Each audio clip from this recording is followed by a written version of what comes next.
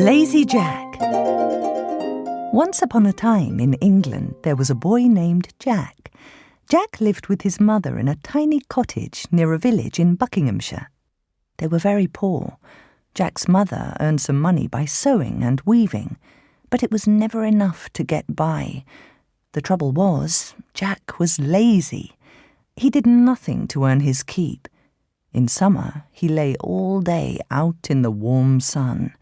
In winter, he sat daydreaming in front of the fireplace. He slept 12 hours a day. No matter how hard she tried, Jack's mother couldn't get Jack to lift a finger. Finally, she had no choice. One spring morning, she confronted him. "Jack, you lazy good-for-nothing," she began. "You are eating us out of house and home. If you don't work for your room and board, I will turn you out. Then you will have to get your living on your own." For some reason, this threat frightened Jack. His mother sounded very serious. He could tell she meant business. "I'll do as you say," Jack promised. The very next morning, he went out looking for work. He hired himself for the day to a neighbouring farmer for just 1 penny.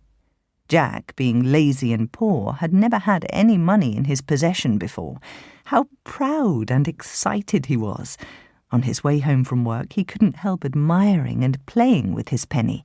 He tossed it back and forth from hand to hand. He flipped it high up in the air and caught it as it fell. And wouldn't you know it?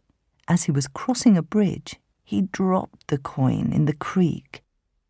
When he got home, his mother was furious. "You stupid boy! You should have put it in your pocket!" she screamed. "Right," said Jack. "I'll be sure to do it next time." The next day, Jack went out again and found a job working for a dairy farmer. At the end of the day, the farmer gave Jack a jar of milk for his day's labour. Jack remembered what his mother had told him, so he put the jar of milk in his pocket. And just as you would expect, it all got spilled long before he reached home. Again his mother was beside herself. "Dear me," she shouted, "you should have carried the jar on your head." "On my head, right," Jack replied. "I'll do it next time."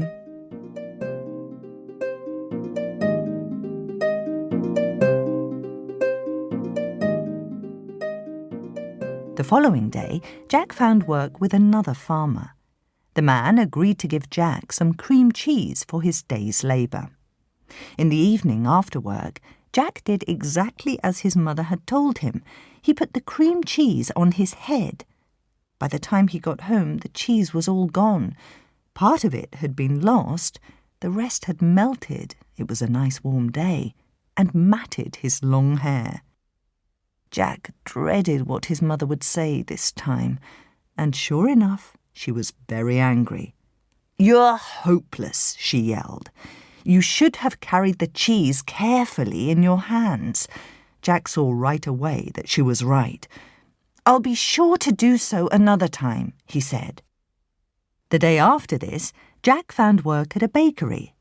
Jack worked very hard all day, putting bread in and taking it out of the hot ovens.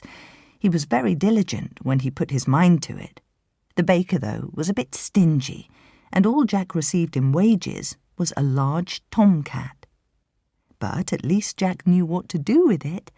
Just as his mother had told him to do, he picked up the cat and began carrying it carefully in his hands.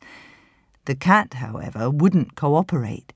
It scratched and scratched at Jack's hands. It tore at his neck and face.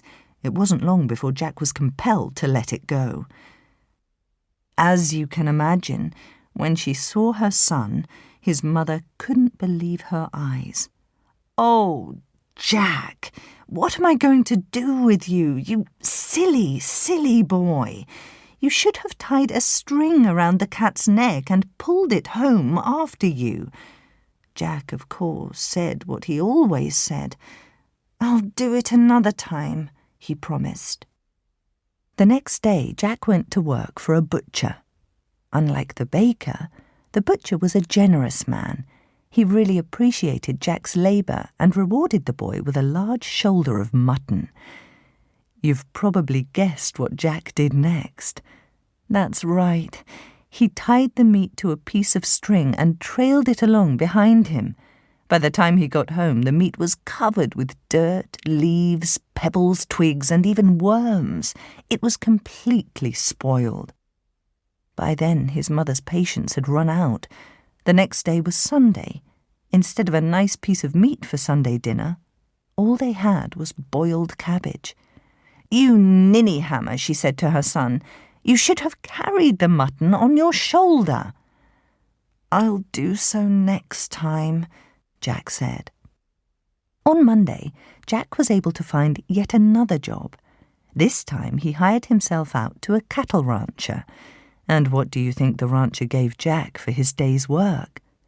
Believe it or not, he presented him with a real live donkey. Now, Jack may have been lazy and a little silly, but he was also very strong. Even so, he had a hard time lifting the donkey onto his shoulder, as his mother had told him to do. But at last he accomplished it, and he set out for home with his prize. It so happened that on Jack's route home there lived a rich man and his beautiful young daughter. Unfortunately, the girl was deaf and dumb.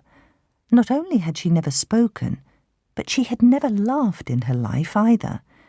The rich man called in doctor after doctor. They all said the same thing.